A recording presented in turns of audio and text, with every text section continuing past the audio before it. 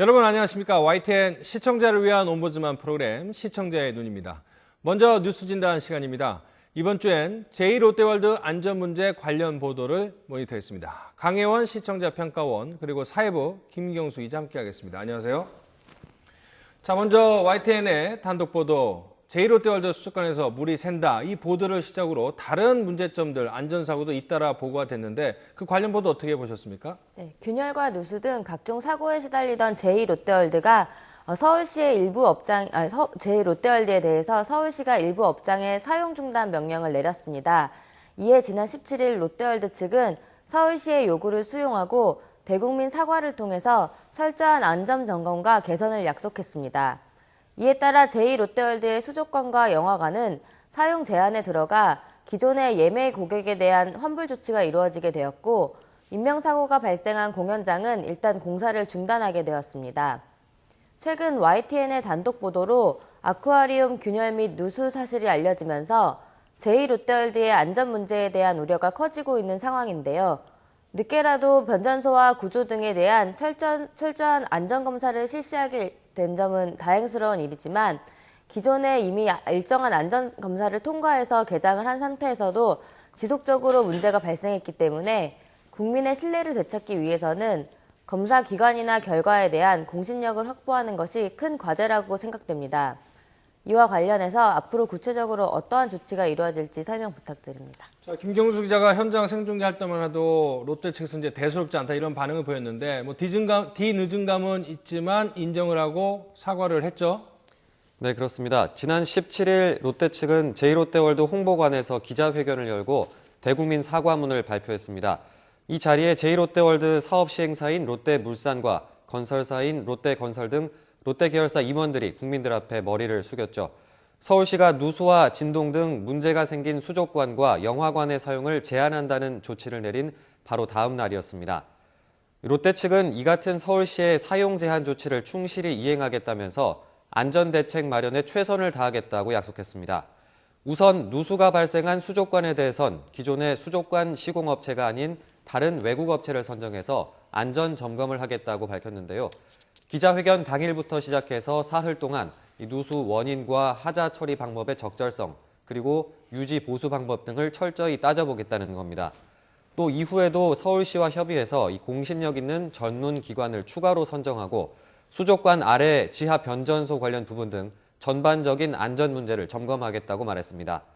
사실 안전 점검은 이미 롯데 측이 자체적으로 수없이 했을 겁니다. 하지만 그동안 자체 안전 점검의 실효성에 대한 지적이 많았고 또 안전 점검을 했다면서도 여러 문제들이 발생한 만큼 이번에는 외부 전문가를 통해서 점검을 받고 또 신뢰도 논란을 애초에 차단하겠다는 것으로 보입니다.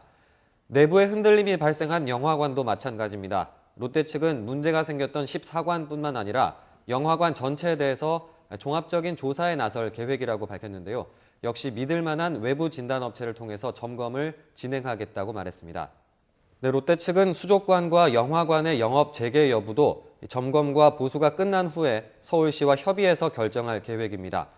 사과 기자회견 말미에 고객과 시민들의 불안을 떨칠 수 있게 철저히 조사하고 점검하겠다고 약속을 했는데요.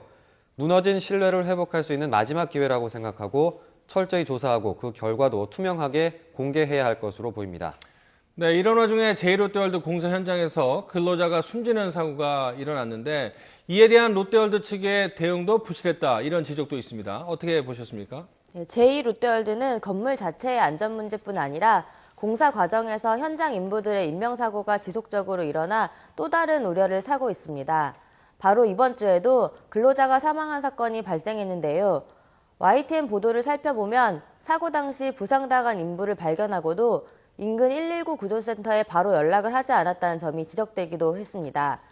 보도에 따르면 내부 보고 과정에서 119 신고를 할 경우 외부에 알려질 것을 우려해 발견 후 약 7분이 지나서야 롯데 지정병원에 연락을 했다는 점이 밝혀진 겁니다.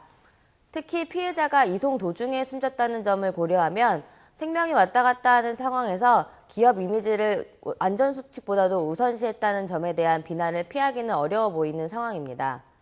올 한 해 대형 인명사고들을 겪으면서 안전 매뉴얼을 갖추는 등 시스템적인 개선이 필요하다는 지적이 지속적으로 이루어져 왔는데요.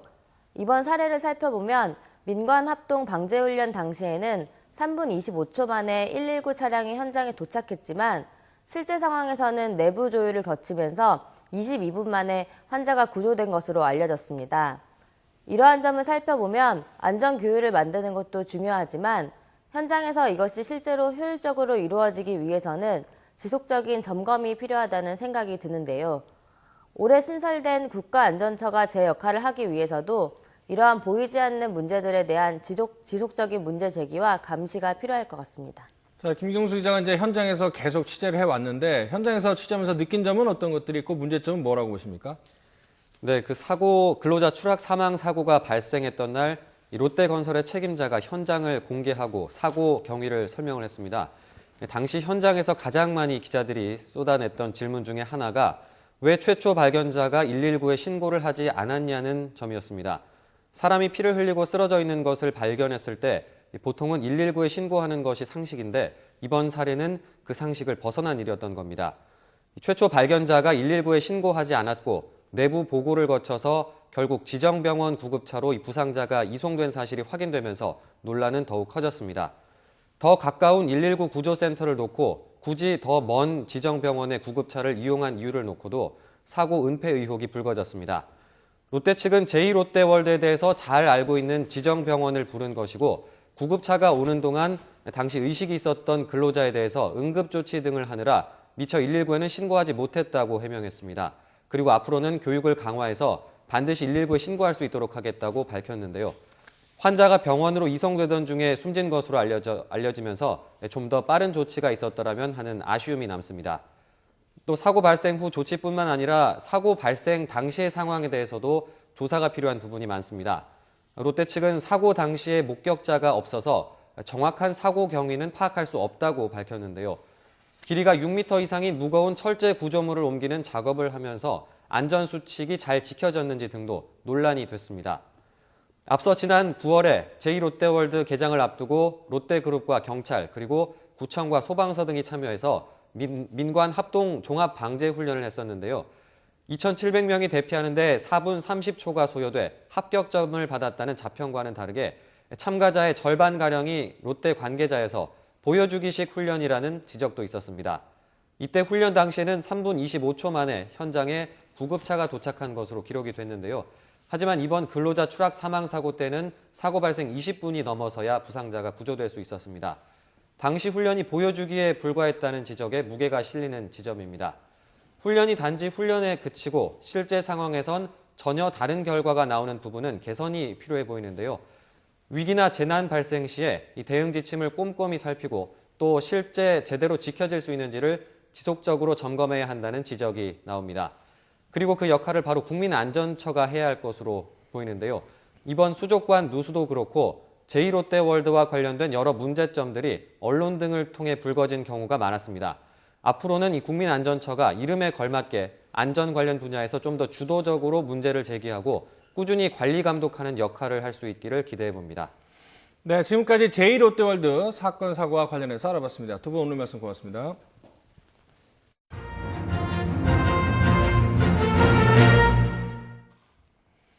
이번엔 시청자들께서 직접 만든 프로그램을 소개하는 시간입니다. 농림축산식품부에서 유실동물 방지 및 반환을 위해 동물등록제 UCC 공모전을 열었는데요. 여기서 우수상을 받은 작품 함께 보시겠습니다.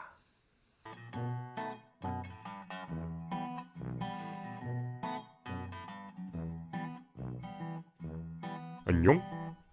내 이름은 초코야.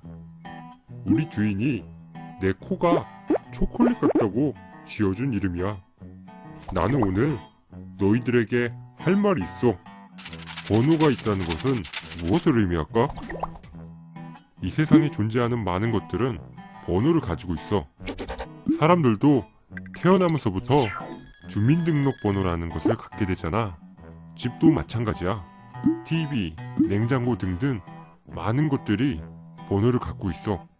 길거리의 가로수와 심지어 전봇대들도 번호를 갖고 있잖아.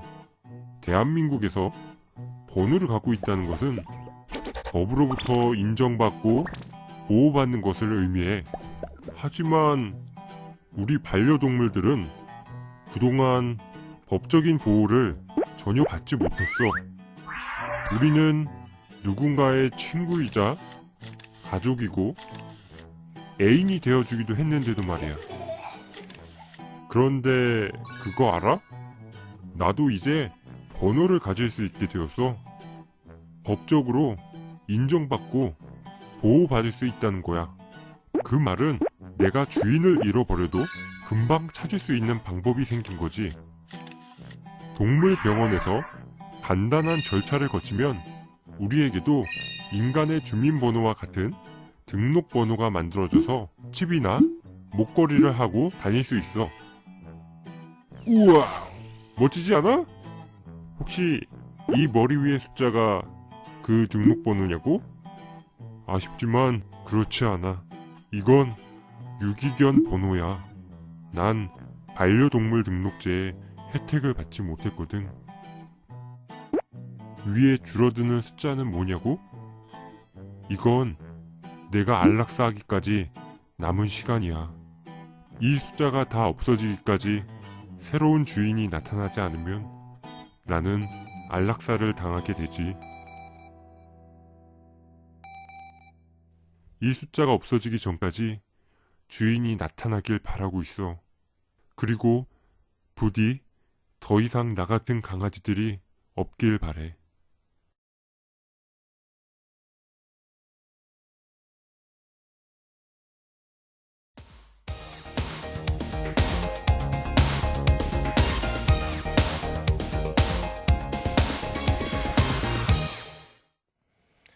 지상파 DMB 채널인 YTN DMB 프로그램을 평가하는 내가 본 YTN 순서입니다. 이번 주엔 지난 18일에 열렸던 YTN DMB 12월 시청자위원회 소식을 전해드리겠습니다. 이번 달엔 청년 창업 런웨이 프로그램에 대한 주제로 의견을 나눴습니다. 강연 제목이나 이런 이제 홍보 문구에서도 뭐 미남, 훈남 뭐 이런 식으로 약간 좀 외모를 강조하는 그런 문구들이 좀 있어서 최근에 이제 외모 관리 문화에 대한 우려들을 많이 하잖아요. 그래서 그런 사소한 부분도 좀 조금 더 신경 써 주시면 어떨까 그런 생각이 들었습니다. 그리고 마지막으로 이 프로그램이 이제 창업 관련된 프로그램이라 아무래도 이제 뭐 성공한 창업이라든가 매출기 뭐 이런 것들을 강조할 수밖에 없는 그런 점들을 이해하지만 지금 이제 우리 사회가 자영업 비율이 이제 다른 나라에 비해서 굉장히 높고 그런 현실이 굉장히 또 어렵다는 것도 또 현실이지 않습니까? 그래서 그런 부분들을 좀 간과한 채 창업에 대한 환상만을 키울 수도 있다는 우려가 또 듭니다. 그래서 이 청년 실업 문제가 개인의 문제만이 아니고 우리 사회가 같이 좀 껴안고 함께 풀어야 될 문제다. 이런 것들을 좀 같이 공감할 수 있는 그런 프로그램을 편성해서 좀 균형을 맞춰보면 어떨까 그런 생각을 해봤습니다. 부의 세습으로 인한 여러 가지 부작용이나 문제점들이 지금까지도 끊이지 않고 있습니다. 최근에 모 항공사 부사장 사건이 그 한 예이죠. 이러한 상황 하에서 본 프로그램이나 취지가 환영하고 싶었는데요. 그 실제 사례를 통해서 꿈과 희망을 잃지 않게 하고 자신감을 부여하는 등의 그 사회적 선순환 프로그램으로서의 역할을 할 수 있다고 생각했습니다. 프로그램 주제 자체가 보면 조금 경직되고 딱딱할 수가 있는데요.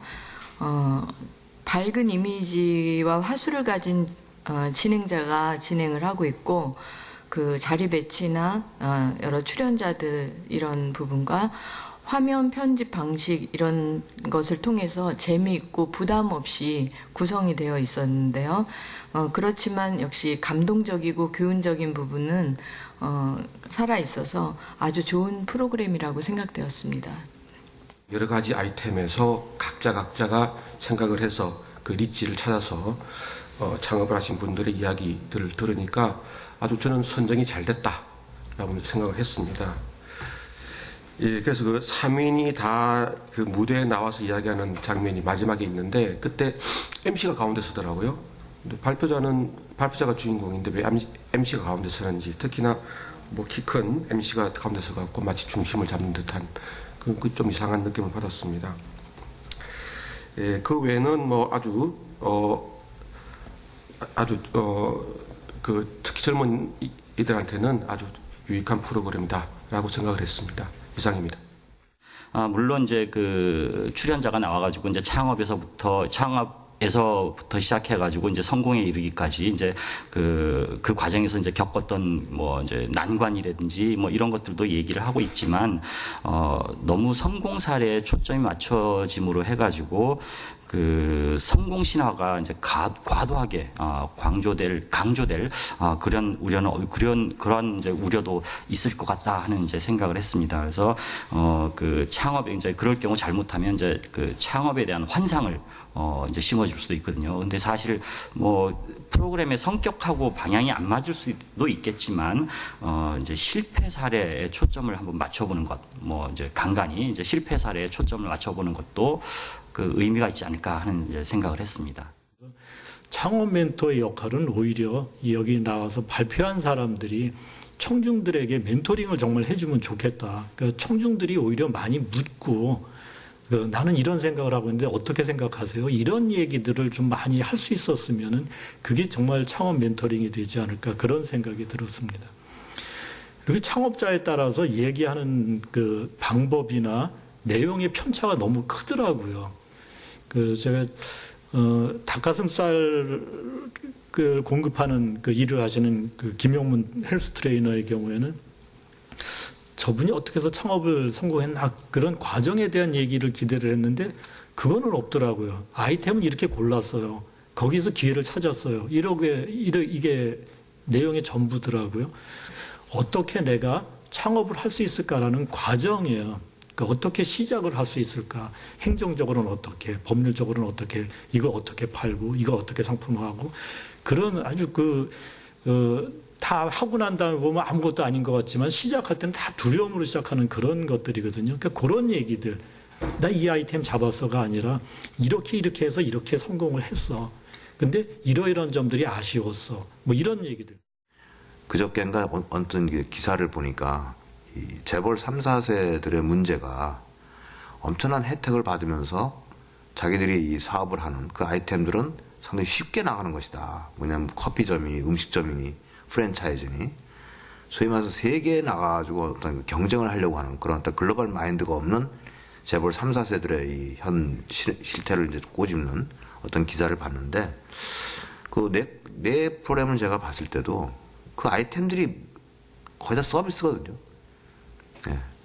과연 그들이 정말 마지막에 이제 멘토라고 하는 한 분이 그 여행사를 맞춤 여행사, 마이 트립, 나만의 여행사 할 때 세계를 한번 뻗어나가면 어떻겠냐. 그 YTN에서 이런 프로그램을 하면서 정말 세계의 젊은이들과 경쟁할 수 있는, 하고자 하는 뭐 그런 또 사람들도 발굴하는 게 어떨까.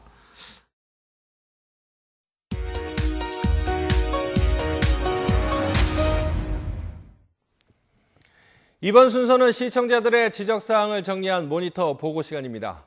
YTN 뉴스를 시청하다 보면 기사 내용을 쉽게 이해하기 위해 준비한 자막의 오류가 종종 나타나는데요.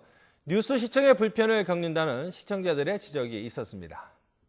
지난 17일 캐릭터 가면에서 유해물질 검출 관련 기사에서 2개의 인터뷰 화면이 이어져 나갔습니다. 그런데 두 번째 화면의 인터뷰 자막에는 인터뷰의 이름과 직업 관련 정보가 나가는 부분에 인터뷰 내용이 표기돼 어색한 측면이 있었습니다. 그런가 하면 16일에는 앵커가 땅콩 회항 사건 파장에 대한 내용을 전하고 있었는데 어제 박지만 회장 검찰 출석이라는 엉뚱한 자막이 그대로 노출됐습니다.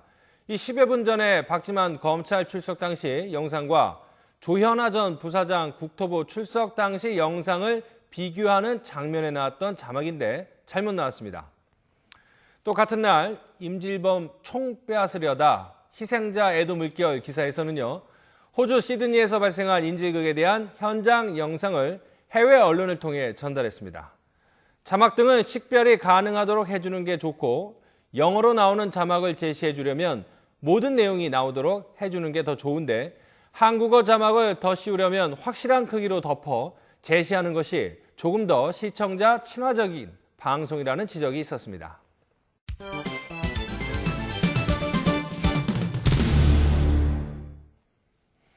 언론 전문가로부터 우리 언론의 문제점과 발전 방향 등을 들어보는 매체 비평 시간입니다. 오늘은 이종혁 광운대학교 교수로부터 사회적 논란 속 위기관리의 민낯과 발표 저널리즘의 한계라는 주제의 논평 들어보시겠습니다. 언론의 현장에서 발표 저널리즘이라는 출입처 시스템의 한계는 이미 우리에게 익숙한 개념입니다. 그런데 왜 지금 이 시점에서 우리는 발표 저널리즘에 주목해야 할까요? 최근 들어 사회적 책임을 갖는 지도층, 즉 대기업의 경영진, 정책의 책임자를 망라한 사회의 여러 영역에서 우리는 노블레스 오블리주는 고사하고 최소한의 기본과 상식이 붕괴되는 모습을 목격하게 됩니다. 국가 안보를 책임지는 위치에 있던 결재권자는 자신은 사인만 했고 실무자가 모든 것을 알아서 한 것이라며 책임 회피형 주장을 펼칩니다. 또 모 기업은 기업 경영자의 잘못이나 실수한 부분이 명확함에도 이를 실무자가 잘못한 것에 대한 정당한 조치였다는 자기 옹호적 주장을 언론을 상대로 당당하게 발표하기도 합니다. 공공과 민간 영역 가릴 것 없이 똑같은 맥락의 주장들이 이어지고 있는 것입니다. 이러한 주장 대부분은 자신들의 이익이나 개인의 안위를 위해 언론을 활용해 대여론전을 1차적으로 시도했다는 데 문제가 있습니다. 언론 앞에서조차 모든 것은 나의 책임이다라는 진정성을 갖는 한마디의 말이 이렇듯 인색해진 현실은 궁극적으로 우리도 인지하지 못하는 사이에 보이지 않는 발표 저널리즘이 관행처럼 내재되었기 때문입니다. 내가 말하는 것을 언론이 그대로 전달할 것이라는 자신감을 그들에게 심어준 결과입니다. 1979년 일본의 언론인 하라토시오가 사용한 발표 저널리즘은 취재원의 발표, 특히 권력을 소유한 주체들의 발언이나 발표를 가감없이 보도하는 관행을 비판한 것입니다. 이로 인해 언론 기사의 획일화와 의제 설정 기능이 위축되면서 많은 비판이 이어져 왔습니다. 하지만 이런 문제를 바라보던 일부 정치와 자본 권력의 주체들은 PR 활동 중 위기관리라는 영역을 곡해하여 자신들이 메시지를 어떤 식으로 관리하느냐에 따라 여론을 조종할 수 있다는 인식을 갖기 시작했습니다. 그 이유는 자신들의 메시지 전략이 기본적으로 언론 보도에 일정 수준 이상 영향을 미칠 수 있다는 것을 전제하기에 가능한 것입니다. 이러한 인식이 언론에 어떻게 대응하는 것이 단기간의 위기 극복, 위기 확산의 방지, 위기 탈출, 이미지 회복에 이르는 과정을 효과적으로 관리할 수 있는지에 대한 논의를 가능하게 했습니다. 언론들이 경쟁적으로 논란의 주체들이 무슨 말을 하는지 지엽적인 것에 주목하고 독특한 어휘나 문장 하나에만 집중하면서 다량의 기사를 쏟아내고 발표하는 관행의 고리를 끊지 못했기 때문입니다. 그로 인해 논란의 주체들은 책임에 준하는 엄중한 자기혁신의 기본 과정보다 이미지 관리와 수사적 맥락을 관리하는 편협한 위기관리 활동을 일상화하고 있습니다. 본질적인 책임보다 책임 회피를 위한 단편적 수단으로 대언론 소통을 인식한 레토릭 수준의 홍보, 위기관리 전문가들의 메시지에 언론이 발표 도구로 전락하고 있다는 사실을 다양한 사건, 사고, 위기 상황 속에서 언론 스스로가 인식하고 경계해야 할 것입니다. 시청자의 눈은 시청자 여러분의 참여를 기다리고 있습니다. YTN 홈페이지 시청자 의견 코너에 글을 남겨주시면 좀 더 정확하고 공정한 방송을 만드는 데 참고하겠습니다. 이번 주 순서는 여기서 마치겠습니다. 고맙습니다.